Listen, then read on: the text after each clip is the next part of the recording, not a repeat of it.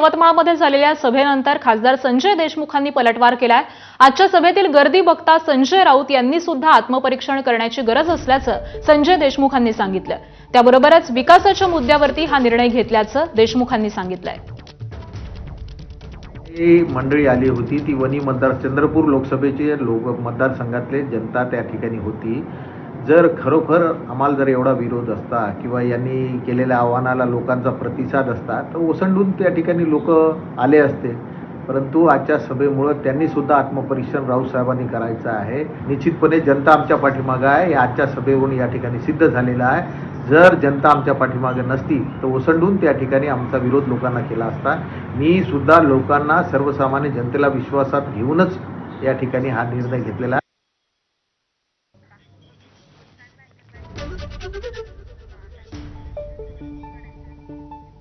पुढची बातमी, धडक कार्यपद्धती आणि वक्तृत्व कलेसाठी महाराष्ट्रात प्रसिद्ध असलेले विश्वास नांगरे पाटील यांची नागपूर आयुक्तपदी नियुक्ती झाली।